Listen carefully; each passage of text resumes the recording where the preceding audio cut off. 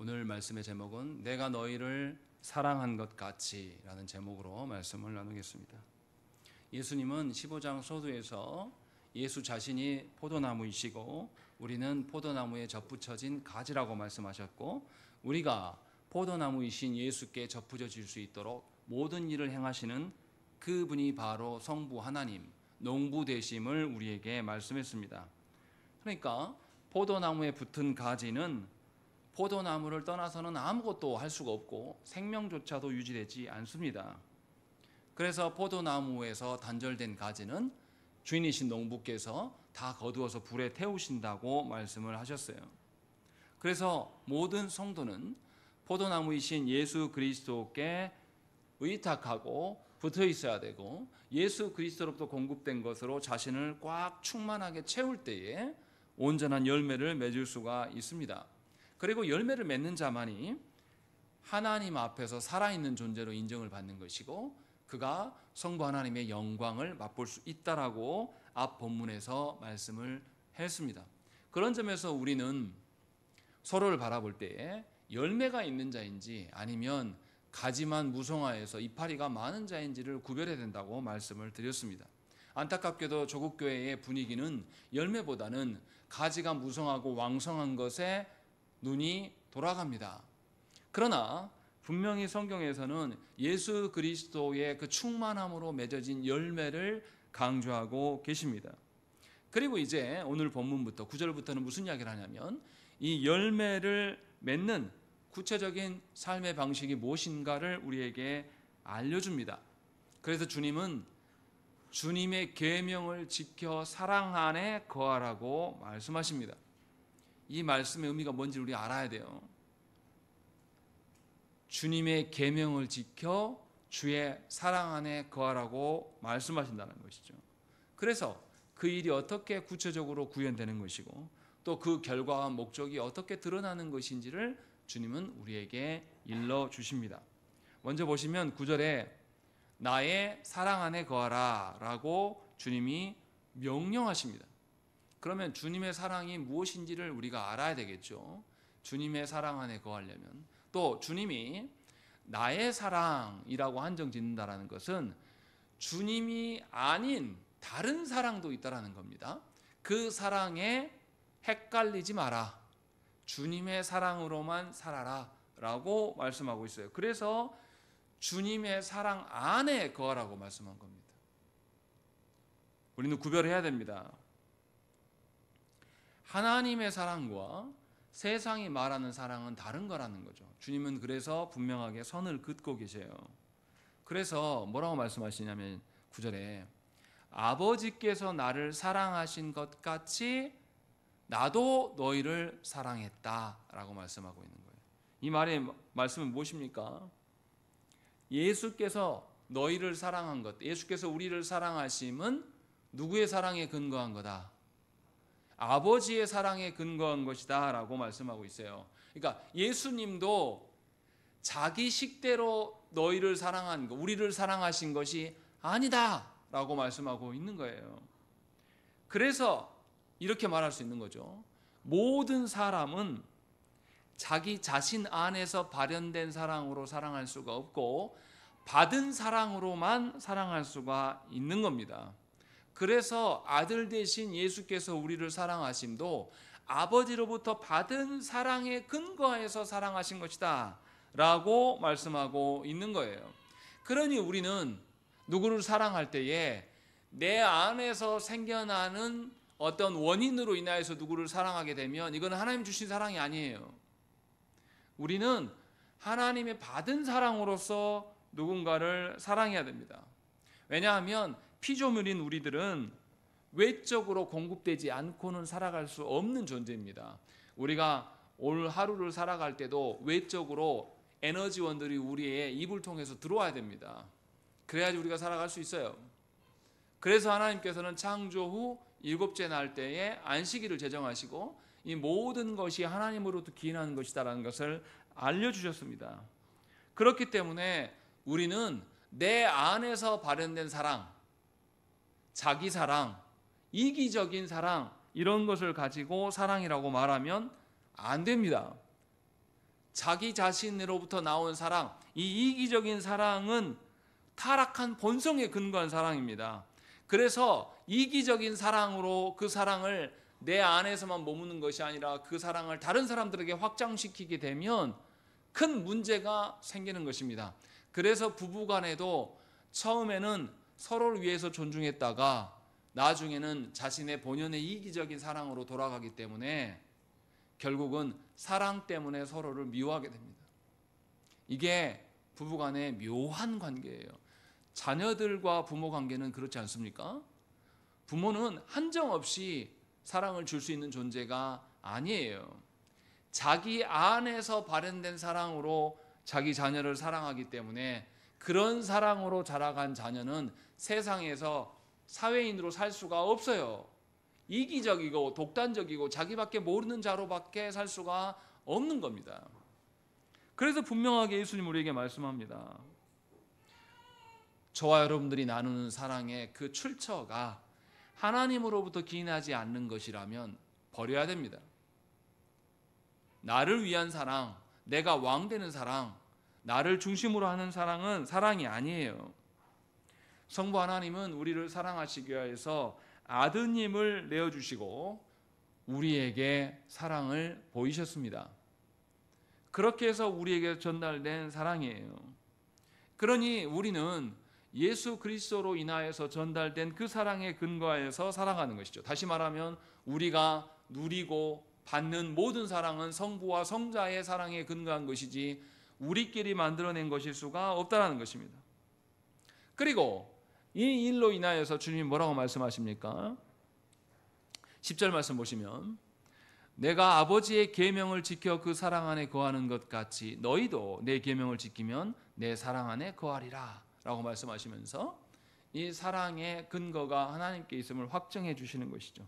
그렇기 때문에 우리는 외적 공급 없는 사랑, 스스로 만들어낸 사랑을 근거로 누군가에게 사랑을 말해서는 안 됩니다. 반드시 여러분들의 사랑의 동의는 하나님으로부터 흘러나와야 된다는 것이죠. 그렇기 때문에 우리의 사랑은 우리에게 머무는 사랑일 수 없습니다. 하나님께서 성자를 사랑하시고 성자께서 그 사랑을 우리에게 흘려보내셨기 때문에 우리 또한 이 사랑을 나에서 멈추는 것이 아니라 그 다음에 뭐라고 합니까? 12절 말씀 보시면 내 계명은 곧 내가 너희를 사랑한 것 같이 너희도 서로 사랑하라 라고 하면서 너희에게 받은 사랑이 타인에게 흘러가야 될 것들을 말씀하는 것이에요. 다시 말하면 하나님의 사랑은 최종적으로 나에게 멈추는 것이 아닙니다. 하나님의 사랑은 잠깐 나에게 왔다가 흘러나가는 거야 돼요. 그런데 한국교회는 어떻게 생각합니까? 하나님의 사랑이 누가 받아야 돼요? 내가 받아야 됩니다. 나 아닌 다른 사람이 받으면 어떻게 해요? 배 아파서 못 견디는 것이죠. 그래서 이 노래 좋아하잖아요. 당신은 사랑받기 위해 태어난 사람. 그런데 예수님 분명히 뭐라고 합니까? 받은 사랑으로 서로 사랑하라고 말씀하십니다. 사랑하기 위해서 태어난 거예요. 사랑한다라는 것 전제는 뭡니까? 사랑은 받는 것이 이미 있다라는 거죠. 근데 우리는 거짓되게 아주 타락한 본성에 근거하여서 내 중심으로 사랑하는 것, 그 사랑을 말할 때가 많습니다. 그러나 주님은 그렇지 않다고 이야기하고 있고 예수께로 나온 그 사랑이 우리 안에 머물면 썩어버려요. 그런데 그 사랑이 다른 데로 흘러나가면 계속 새로운 사랑, 예수께서 공급되어진 마르지 않는 영원한 그 사랑이 우리에게 계속 공급해지고 우리는 계속 풍성함을 누리게 되어 있습니다. 그래서 예수님은 우리를 사랑하실 때에 끝까지 사랑하신다고 말씀하셨어요. 세상 끝날까지 내가 너희와 함께 하겠다라고 말씀하면서 우리가 나누는 모든 사랑이 예수로부터 공급되어진 새로워진 사랑이라고 주님은 말씀하고 있는 것입니다. 그래서 주님은 자기 자신을 내어줄 뿐만 아니라 다시 오겠다라고 말씀을 하신 것이고 또 우리가 예수님의 사랑 안에 거할 수 있도록 우리 안에 성령님을 보내주셔서 떠나가지 아니하시고 내주게 하심으로 그 사랑을 영원토록 우리 안에 머물게 할 수 있도록 역사하신다라고 말씀하신 것입니다. 그러니 우리는 주께서 나의 사랑 안에 거하라 라고 말씀하심의 의미를 잘 알아야 돼요. 사랑 안에 거하라 하고 모른 척 하시는 것이 아니라 사랑 안에 거하도록 자신의 모든 것을 쏟아내 모으시고 성령님까지 우리 가운데 보내심으로 말미암아 그것이 유지케 하시는 하나님이심을 우리는 말씀하고 있습니다. 그리고 10절에서 구체적으로 그 사랑을 거할 수 있는 방편을 예수님의 계명에 대한 순종이라고 말씀하고 있는 것이죠. 예수님은 성부와 하나님께 받은 사랑으로 우리를 사랑하셨습니다. 다시 말하면 예수님도 성부 하나님의 사랑 안에 거하려고 성부께서 명령하신 그 계명을 지켜 행함으로 그 사랑을 유지하셨다는 것입니다. 그래서 우리에게 구체적으로 사랑 안에 거하는 모델이 되어 주신 것입니다. 그래서 당신이 실제로 성부 하나님의 계명대로 완전히 이루심을 우리에게 보이셔서 성부 하나님의 사랑 안에 거하시고 그 모델 되어 주심으로 우리에게 사랑해 주셔서 우리가 예수 그리스도를 바라보면서 예수 그리스도의 계명 안에 거할 수 있도록 분명하게 완성해 주셨다는 것입니다. 그렇기 때문에 우리는 예수 그리스도의 그 행하심을 근거로 사랑함을 말할 수밖에 없는 겁니다. 삼위 하나님께서 어떻게 사랑하십니까? 성자는 성부를 드러내고 성령은 성부와 성자를 드러내는 방식으로서 일하십니다. 그렇게 해서 교회된 우리는 삼위 하나님의 그 사랑의 방식으로 사랑을 나눌 수가 있는 겁니다. 독단적으로 내가 나를 사랑해서 사랑하는 것은 하나님이 주신 사랑이 아니에요. 우리는 서로를 위하여서 사랑하는 그 방식, 삼위 하나님께서 채우시는 그 방식으로 우리를 사랑해야 되는 것입니다. 그래서 우리는 어떻습니까? 사랑을 할 때에 어떠한 조건이나 자격이나 그 사람의 상태나 상황을 따져가면서 사랑하는 것이 아닙니다. 예수께서 우리를 사랑하실 때 언제 사랑하셨습니까? 우리가 예수님께 잘 순종하고 성부 하나님께 적극적으로 순종하는 삶을 사셨을 때 우리를 사랑하셨습니까? 아니요. 우리가 원수 되었을 때예요. 하나님을 기만하고 하나님을 욕보일 때 그때 주님이 우리를 사랑하셨어요. 그렇게 하나님의 계명이 주님 안에 계셨고 이것을 근거로 우리에게 말씀하고 있는 것입니다. 그래서 동일한 방식으로 우리가 주께서 주신 사랑으로 서로 사랑하게 되면 놀랍게 성자께서 성부께 받을 그 혜택들을 누구도 누리게 됩니까? 우리도 성자의 사랑을 나누고 실천한 우리도 놀랍게도 성자가 누리실 그 모든 권세에 우리도 동참하게 되는 것입니다. 이런 방식으로 우리를 부르고 있는 거죠. 그러니까 예수 안에 거한다라는 것은 독생자만이 누릴 수 있는 모든 권세와 영광을 누리는 것입니다. 이것으로 주님이 우리를 초청하고 있는 겁니다. 얼마나 놀라운 일입니까? 예수께서 지금 어디 계십니까? 성부 하나님 보좌 우편에 앉으셨어요. 이 의미가 뭡니까? 성부께서 보이는 세계와 보이지 않는 모든 권세를 누구에게 주셨습니까? 예수께 주셨다라는 것이에요. 다시 말하면 우리가 예수의 사랑 안에 거하기 위해서 주의 계명을 지키면 그 권세를 누가 누린다라는 겁니까? 우리도 누리게 된다라는 그 약속하에서 주님이 이 말씀을 주고 계신다라는 것입니다.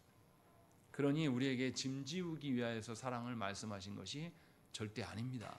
그리고 11절에서는 더 구체적으로 말씀해요. 11절 말씀 읽겠습니다. 시작.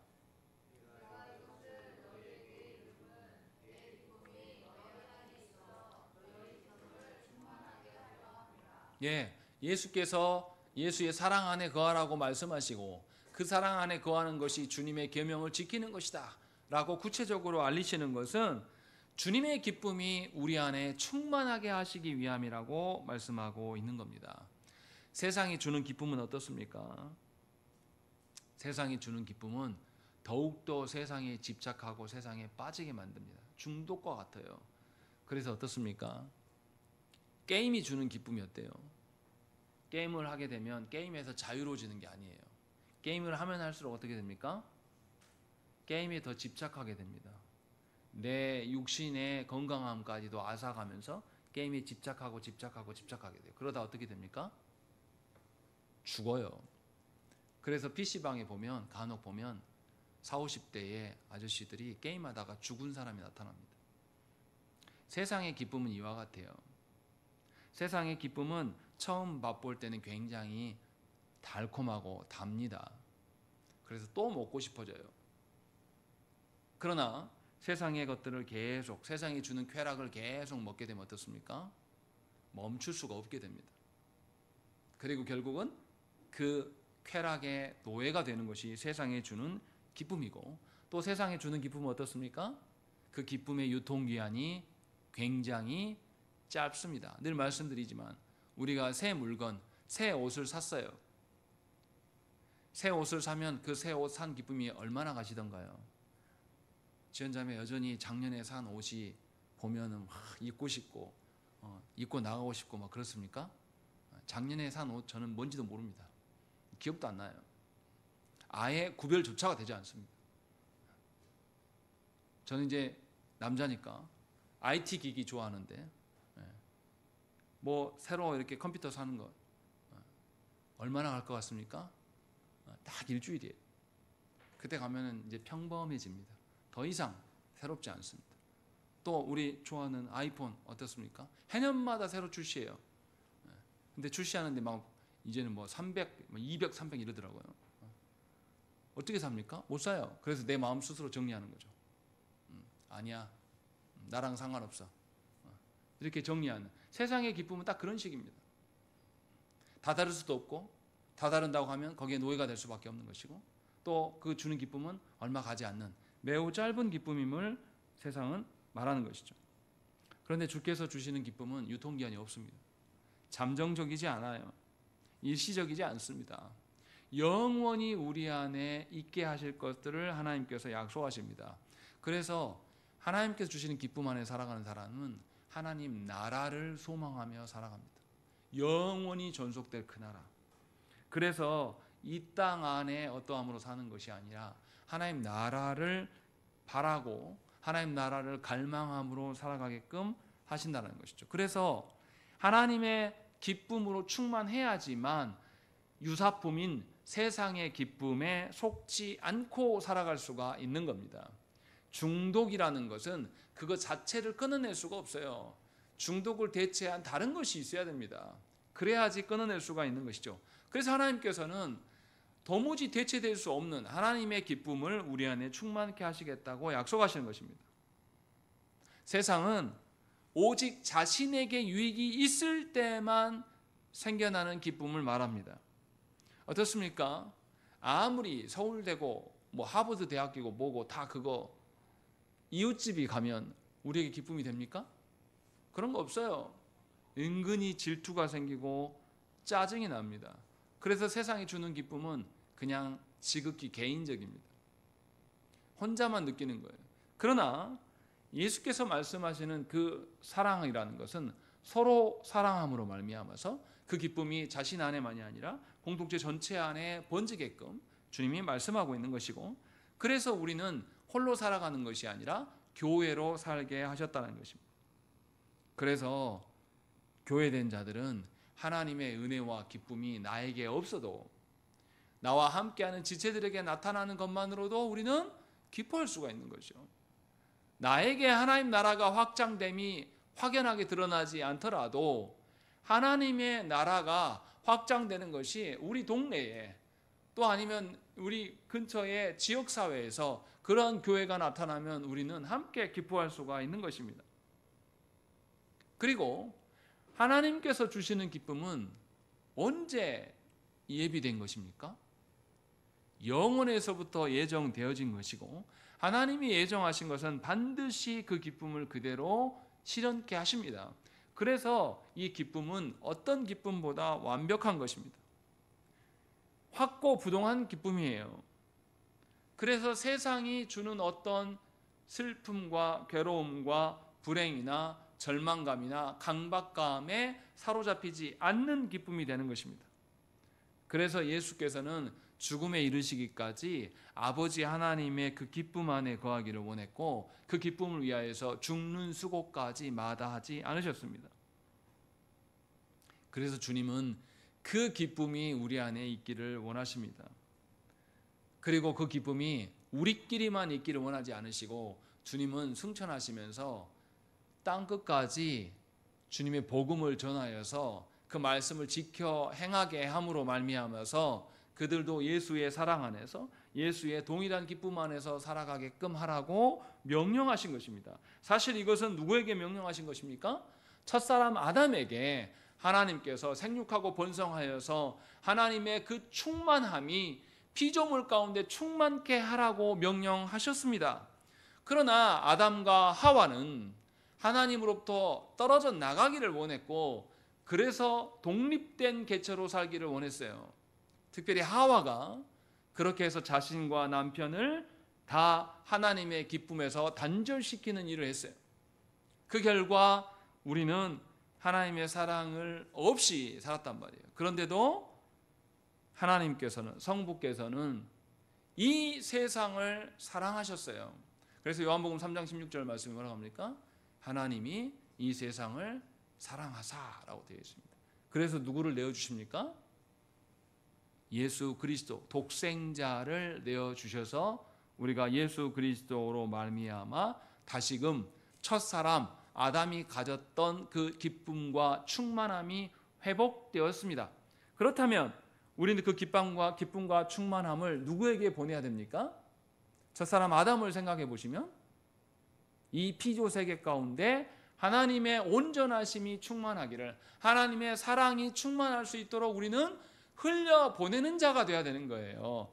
독단적으로 우리만 알고 우리만 누리는 기쁨의 사람들이 아니라 이 하나님 나라의 기쁨, 이 하나님의 온전한 그 사랑, 이 사랑이 세상으로 흘러갈 수 있도록 우리는 그 사랑을 전하는 자가 되어야 한다는 것이죠. 그런데 우리 시대는 그렇지 못하고 있어요. 우리 시대의 교회는, 조국교회는 지극히 이기적입니다. 자기들만 특별한 존재라고 생각을 해요. 그래서 그 기쁨과 그 사랑을 어느 곳에도 흘려보내지 못합니다. 다른 사람 관두고 우리 자신은 어떻습니까? 당신은 하나님의 사랑과 기쁨을 전달하는 자입니까? 아니면 그 사랑과 기쁨이 전혀 없이 그냥 교리적으로 판단만 하고 있는 겁니까? 교리가 나쁘다고 말씀드리는 게 아니에요. 판단해야 됩니다. 그런데 판단에서 멈추면 우리는 하나님의 사랑을 전할 수 없습니다. 나도 모르고 또 하나님의 그 기쁨이 충만하지도 않아요. 주님은 이것을 말씀하고 있는 것입니다. 하나님께서는 우리에게 약속하셨어요. 아담에게 하나님께서 왜 생육하고 번성하라고 하셨을까요? 하나님이 주시는 그 사랑과 기쁨이 누구에게도 계속 지속되라고 하신 겁니까? 자자손손 대대로 하나님의 사랑과 기쁨이 충만하게 하라고 아담을 창조하셨다라는 것이죠. 그래서 하나님께서는 생육하고 번성한 거예요. 번성하라고 하신 겁니다. 육신의 자녀를 낳는 것이 중요한 게 아니에요. 그 자녀가 하나님의 사랑과 기쁨을 맛보며 살아가게끔 양육하셔야 됩니다.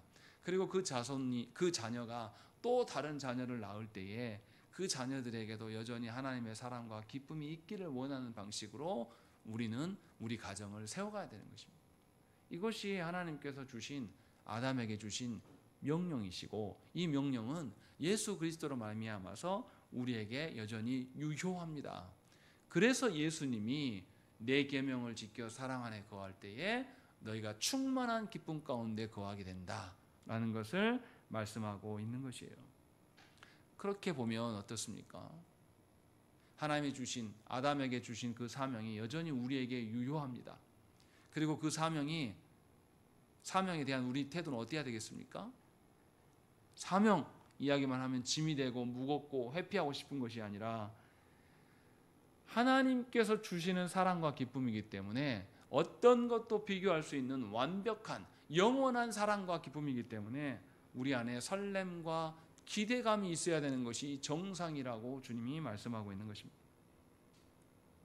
하나님은 스바냐서에서 뭐라고 합니까? 하나님께서 우리를 사랑하셔서 기쁨을 이기지 못한다라고 말씀해요.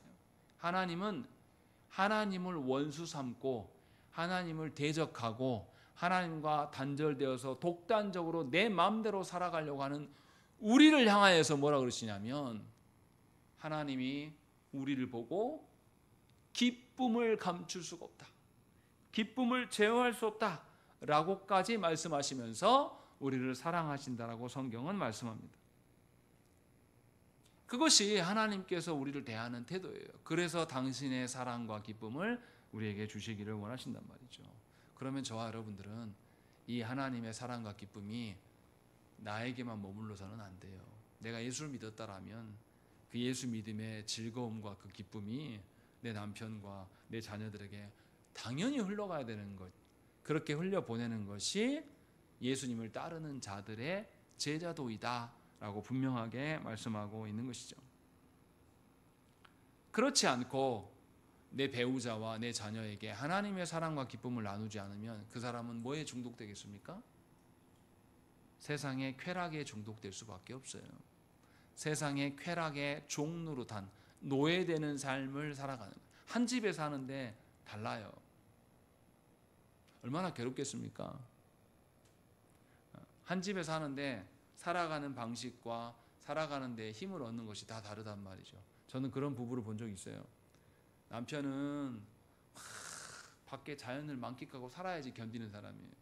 근데 아내는 전혀 움직이기 싫어하고 사람들이 세팅해 놓은, 뭐 사람이 만들어 놓은 어떤 그런 데 가는 거, 뭐 예쁜 데 가서 뭐 차 마시고 뭐 이런 거 좋아한단 말이에요. 그럼 두 부부가 어떻게 하겠습니까? 남편은 아내를 위하여서 한 번씩 거기 가줘야 돼요. 자기는 하나도 좋지는 않지만 견뎌야 됩니다. 아내를 위해서. 아내도 때로는 어떻게 해야 됩니까? 남편에게 자유 주고 다녀오세요만이 아니라 자기도 함께 가봐야 됩니다. 이게 부부됨이에요. 이게 안 되는 거죠. 그래서 일방적으로 한 명한테 희생하라고 합니다. 그런 부부를 본 적이 있어요. 그것처럼 불행한 게 어디 있습니까? 그런데 우리가 그렇게 산다라는 것이죠. 나만 예수 믿으면서 예수님의 사랑과 기쁨이 내 안에 충만하지 않기 때문에 나만 간접적으로 누리고 있으면서 가정 안에 하나님의 온전하심이 드러나지 않는 경우가 있다는 것이죠. 그러나 주님은 분명히 뭐라고 말합니까? 기쁨을 충만하게 하려 합니다. 그리고 그 기쁨을 서로 사랑함으로 서로에게 전하라고 주님이 말씀하고 있는 것입니다. 그러니까 우리 자신을 돌아봐야 돼요. 정말 우리가 하나님의 사랑으로 충만한 자들인가? 하나님의 기쁨이 내 안에 차고 넘쳐서 흘러가고 있는가를 돌아보시라는 것이죠. 그리고 주님이 더 중요한 이야기를 확장하십니다. 13절 말씀 보겠습니다. 읽겠습니다. 시작.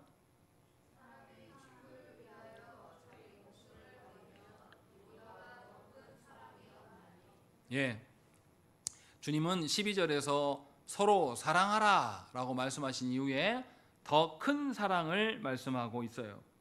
어떤 게 더 큰 사랑입니까?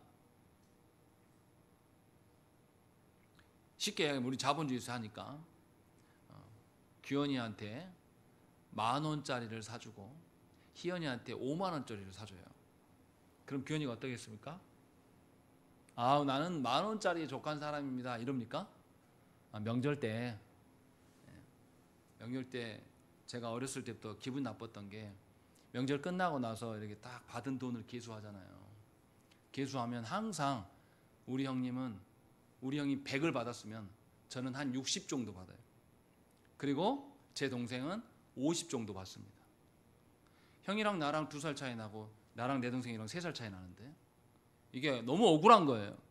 이거 수치상으로 계산하면 내가 한 80 받아야 되는데, 그래야지 딱 이게 맞는데 아무도 그렇게 안 줍니다. 장손이라고 항상 더 줍니다. 어쩔 때는 110%, 120%를 받아요. 억울한 거죠. 저. 왜 이럽니까? 라고 하면서 이렇게 항변한다는 거죠. 왜 이렇게 생각할 수 있습니까? 나를 사랑함에 있어서 얼마나 나에게 희생했는가, 이것이 사랑의 크기가 되기 때문에 그렇습니다. 예수님은 우리를 사랑하실 때에 자기의 생명을 내어놓고 사랑하셨습니다. 우리와 대등한 관계이기 때문에 그렇게 하신 것도 엄청난 건데, 우리와 대등한 관계도 아니에요. 그분은 하나님이시고 우리는 사람입니다. 그리고 우리는 하나님을 원수 맺고 우리 마음대로 살아가려고 하는, 하나님이 주인이 아니라 누가 주인이다? 내가 주인이고 싶은 사람이에요. 지금도 우리는 내가 주인이고 싶어요. 그래서 배우자가 나를 지배하면 안 됩니다. 하나님도 나를 지배하면 안 돼요. 그것이 우리의 삶의 방식이지 않습니까? 그런데 그런 우리들을 향하여서 예수님은 자신의 목숨을 버리심으로 우리를 사랑하셨어요. 이보다 더 큰 사랑 어디 있습니까? 예수님이 이 이야기를 하고 있는 거예요. 그래서 희생의 정도가 사랑의 크기를 반영합니다. 예수께서 그렇게 사랑하시면서 더 큰 사랑으로 사랑하라고 말씀하고 있는 거예요. 다시 말하면 우리는 우리의 사랑으로 사랑할 수 없어요. 예수 그리스도의 사랑으로 살아갈 수밖에 없는 것입니다. 그래서 누가복음 6장 32절과 35절 말씀에 뭐라고 되어 있냐면, 너희가 만일 너희를 사랑하는 자만을 사랑하면 칭찬받을 것이 무엇이냐. 죄인들도 사랑하는 자는 사랑하느니라 라는 것이죠. 이 말이 뭡니까? 상대방이 사랑할 만해서 사랑하는 거라면 그게 무슨 하나님의 사랑이냐라고 말한단 말이죠. 우리는 이런 식으로 사랑하잖아요. 아무리 내 배우자고 내 새끼들이어도 누구를 더 좋아합니까? 나한테 잘하는 놈 좋아하잖아요. 그게 부모들이 말하는 태도지 않습니까? 근데 그런 식으로 사랑하는 것이 하나님 말씀하시는 사랑일 리 있겠느냐. 원수들도 사랑할 만한 사람은 사랑할 줄 안다. 이렇게 주님 말씀하신 거예요. 그리고 뭐라고 말씀하십니까? 오직 너희는 원수를 사랑하고 선대하며 아무것도 바라지 말고 구워주라. 그래야면 너희 상이 클 것이요 또 지극히 높으신 이의 아들이 되리니 그는 은혜를 모르는 자와 악한 자에게도 인자하시니라 라고 말씀하고 있는 거죠. 예수 믿는 사람이라면 사랑할 수 없는 사람을 사랑해야 되는 것이 당연하다라고 주님이 말씀하고 있는 거예요. 희생 없는 사랑을 말하는 사람은 예수 그리스도의 사랑을 전혀 모르는 자의 사랑을 말하는 것입니다. 예수 믿는 사람은 누군가를 사랑할 때 반드시 희생되게 되어 있어요. 그래서 원수를 사랑하라고 말씀하시는 것입니다. 이것이 예수님의 사랑으로 사랑해 본 겁니다. 그렇지 않고 나에게 잘해주는 사람, 나와 마음이 맞는 사람, 그런 사람에게 무엇인가를 베풀고 하는 것은 그냥 세상에 거짓된 썩어 자빠질 그런 사랑이란 말이죠. 그거 사랑해놓고 와서 내가 누구를 사랑합니다라고 말하지 말라라는 거예요. 그것은 주께서 보이신 사랑이 아니에요. 주께서 하나님이신 그분이 생명을 다해서 우리를 사랑해서 세상의 어떤 것과 비교할 수 없는 엄청난 큰 사랑으로, 희생의 사랑으로 우리를 사랑하셨음에도 불구하고 우리는 누구를 용서할 줄 몰라요. 그래서 예수님 비유로 말씀하셨잖아요. 100데나리온 탕감 받은 자가 1만 달란트 탕감 받은 자가 100데나리온 용서 못해요. 그리고 그를 불러서 취조한단 말이죠. 그가 하나님의 사람일 수 있겠는가? 라고 묻는 거라는 거죠. 그러니까 우리는 누구에게 관심을 가져야 됩니까? 나에게 잘 못해주는 사람, 나를 싫어하는 사람, 내가 대하기 어려운 사람, 그 사람에게 주의 사랑을 전하는 것이 성도의 사랑이에요. 만약에 교회 다니는 사람 전부가 그렇게 산다고 해보십시오. 기독교가 태극기 들고 나가가지고 공산당을 다 때려잡자, 동성애자들은 다 죽여야 된다라고 말하면서 그렇게 말할 수 있습니까? 오히려 더 불쌍히 여겨야 되지 않을까요? 저국 교회 안에 봐보세요. 전한길이나 손현보나 정광훈 씨 모습 봐보세요. 지금 오늘 본문에서 말하는 예수님의 사랑이 있습니까? 얼마나 사람들을 미워합니까? 그 사람들은 나가서 모이면 계속 이재명이를 때려 죽이자, 이재명이를 나라 팔아먹는다, 좌파들을 때려잡자 이 소리만 하는 것들이 기독교인이라고 나와 설치되고 있고 수많은 기독교인들이 거기에 동조하고 있는 거예요. 어디에 예수의 사랑이 있습니까? 이게 교회입니까? 이것을 눈뜨고 보고 있으면서도 우리는 말리지 않아요. 그냥 쟤네들은 태극기니까 원래 그래. 우리와 상관없어. 우리는 그냥 방관합니다. 주께서 오셔서 우리에게 물을 겁니다. 그들도 그리스도의 몸이었어. 너희 뭐 있냐? 뭐라고 답하실 겁니까? 예수께서 보이신 사랑은 손해보는 거고 희생하는 겁니다. 그래서 나를 갈아 넣는 사랑이에요.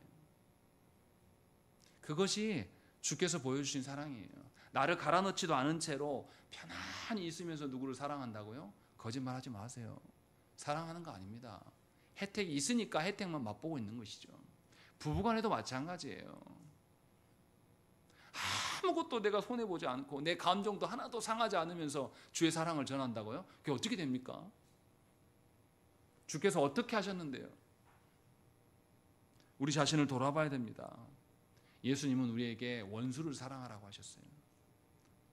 사랑하기 좋은, 사랑하면 떡고물이 떨어지는 그런 사람 사랑하라고 하신 것이 아니에요.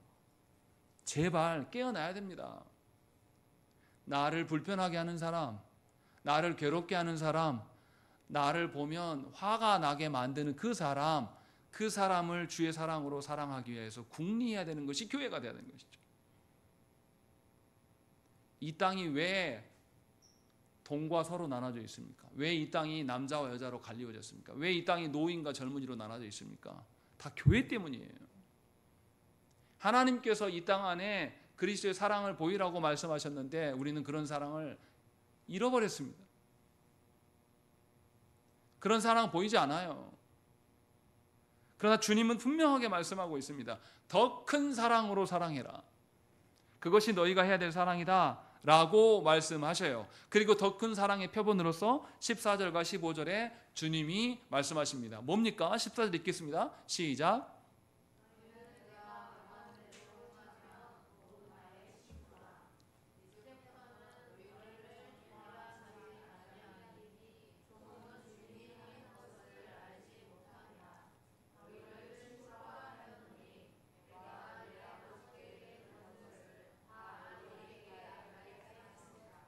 예, 주님은 이제 뭐라 그러냐면 내가 내 생명을 희생해서 너희를 구원하였고 사랑하였으니 이제 너희는 내 거다 이렇게 말씀하지 않고 뭐라고 합니까?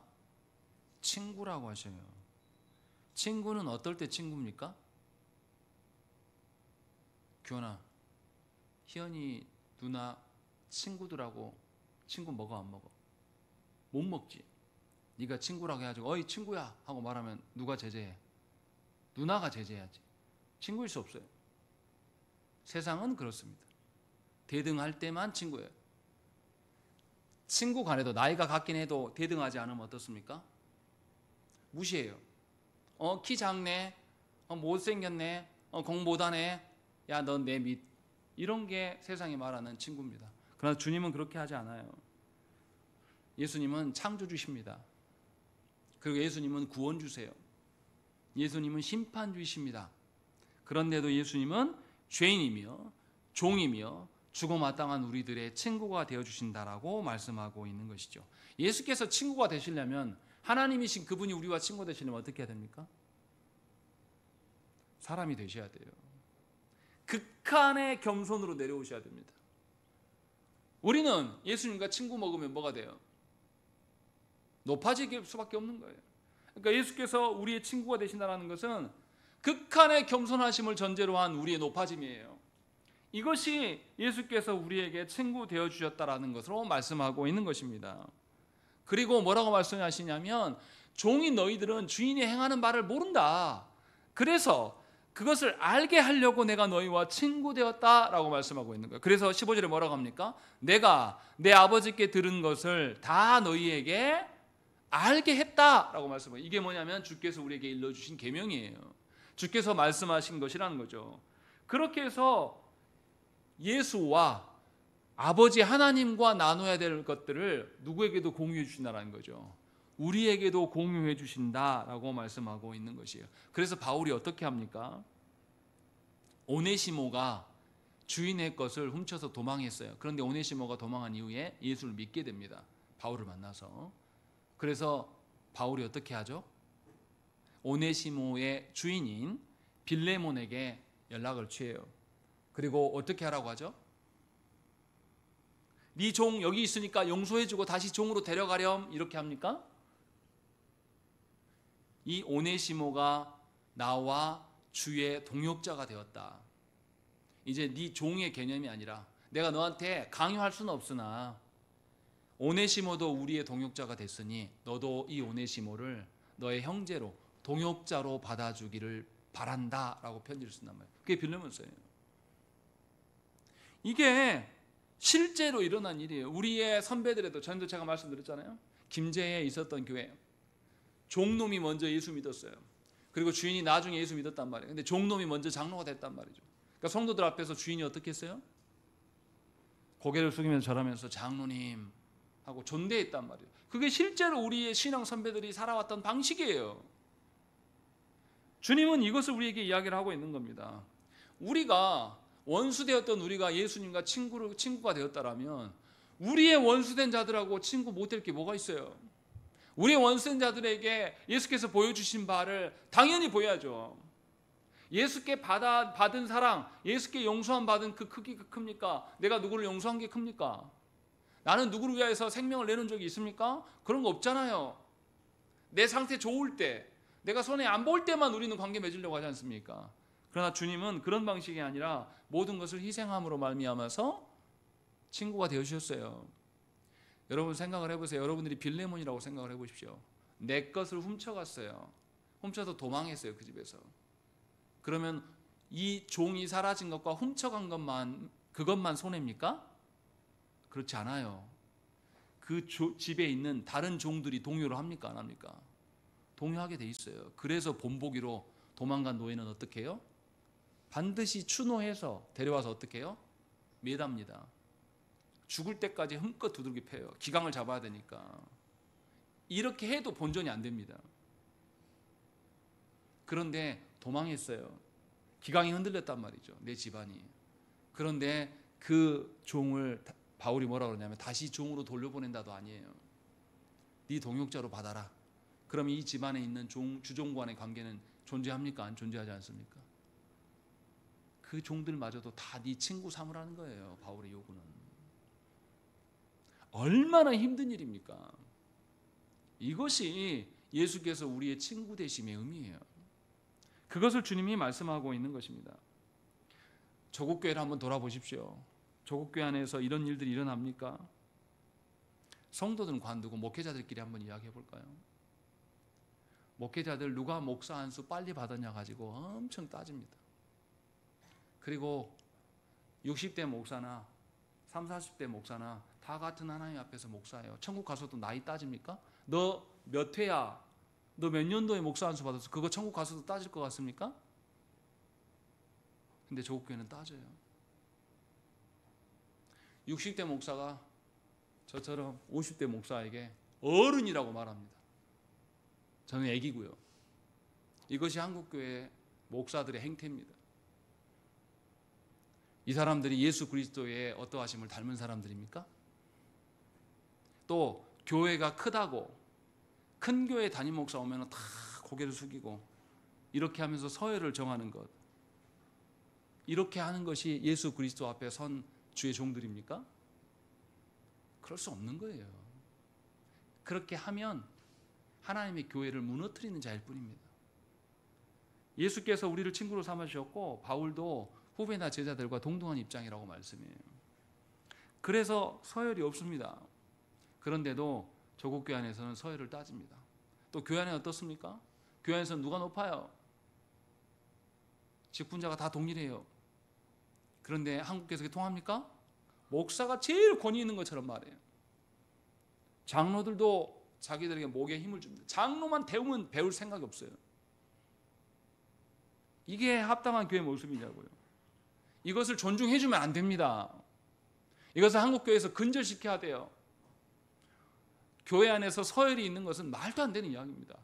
아니 하나님이신 예수께서 교회 안에 모든 자들과 친구가 되어 주셨어요.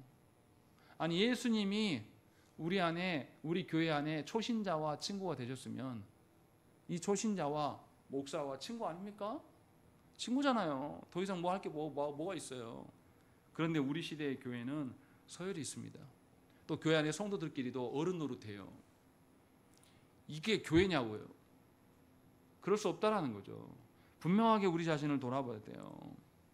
내가 나이가 먹었고 내가 교회를 잘한다고 해서, 내가 교회 안에 연륜이 많다고 해서 어른 대접을 바라는 것은 미안하지만 구걸하고 동냥질하는 겁니다.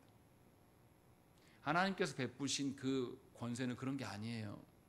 분명하게 저와 여러분들 알아야 됩니다. 그리스도 안에서 그리스도께서 우리의 친구 되셨기 때문에 우리는 교회 안에 가장 약한 자와도 동등한 자일 뿐이에요. 그것을 우리는 알고 존중해야 됩니다. 그래서 친구 되심을 이야기한 뒤에 16절과 17절에 예수님이 누굴 선택하셨는지를 말씀합니다. 16절 읽겠습니다. 시작.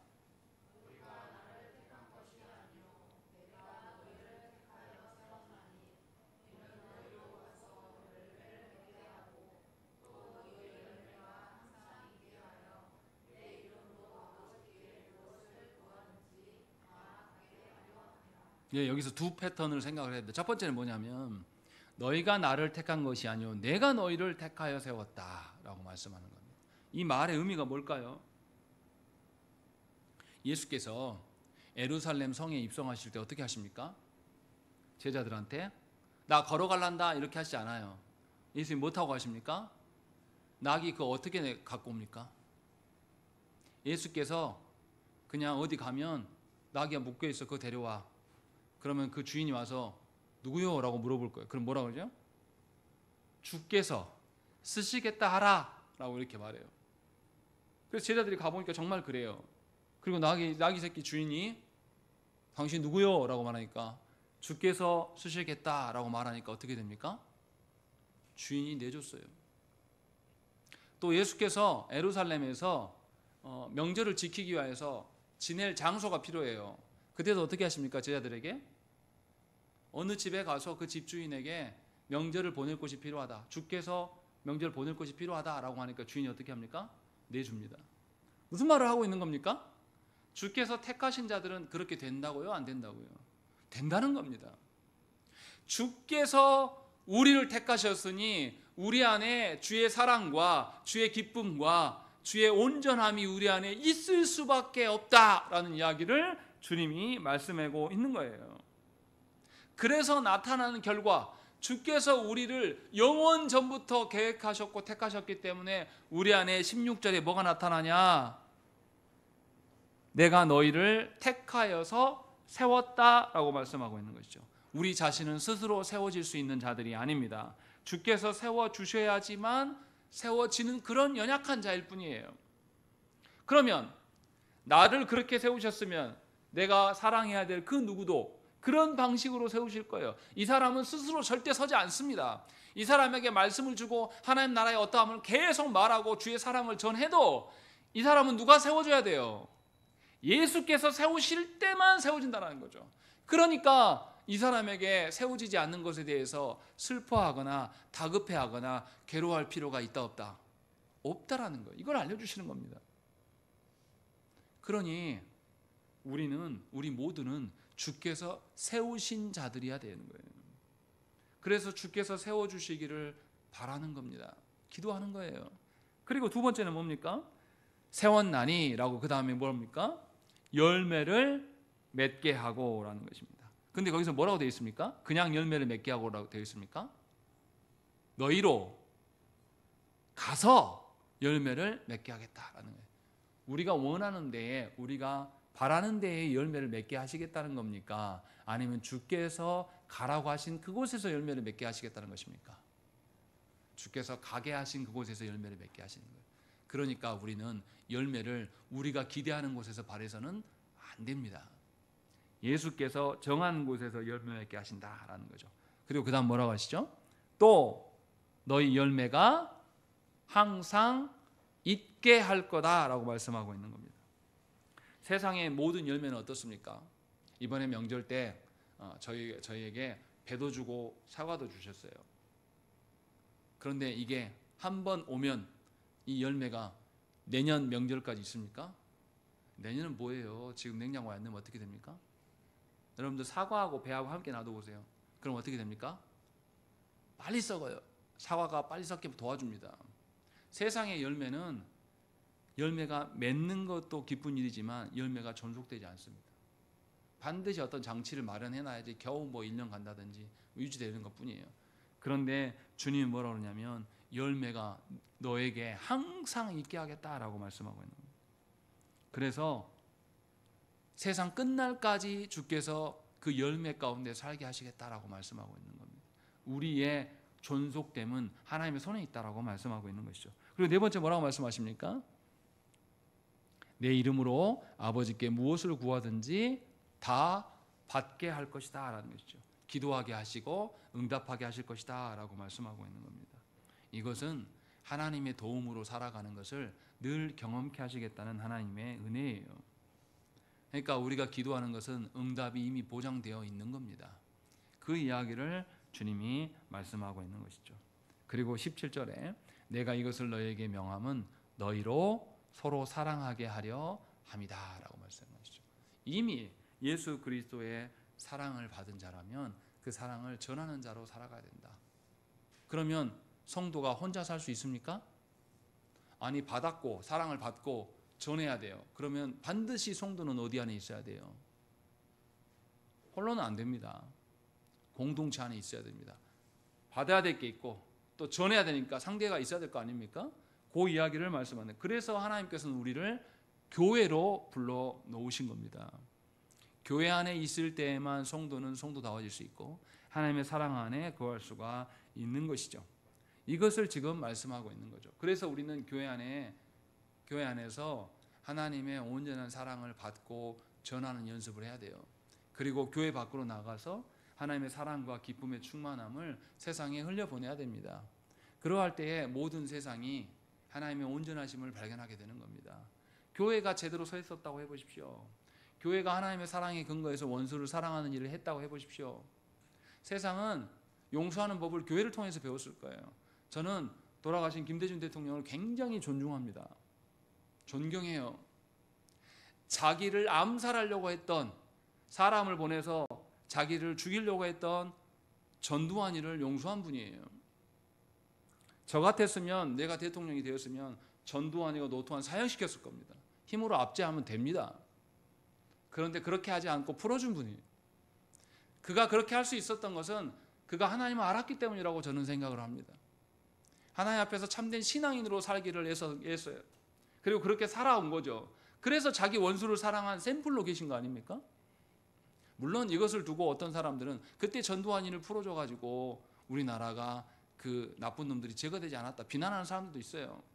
그러나 결과가 어쨌든 간에 원수를, 예수께서 보여주시는 그 원수를 사랑함, 예수께서 우리에게 친구 되어주신 그 원리를 원수에게 적용한 것은 참으로 대단한 일이에요. 이것이 누구에게 있어야 되냐면 저와 여러분들에게 있어야 될 걸로 하나님이 부르십니다. 우리를 그런 자로 하나님께서 불러놓으신 거예요. 그래서 주님이 뭐라고 말씀하십니까? 내가 너희를 사랑한 것 같이 너희가 내 사랑 안에 거하라 라고 말씀하십니다. 우리 함께 그 말씀에 응하시기를 빕니다. 기도하시겠습니다.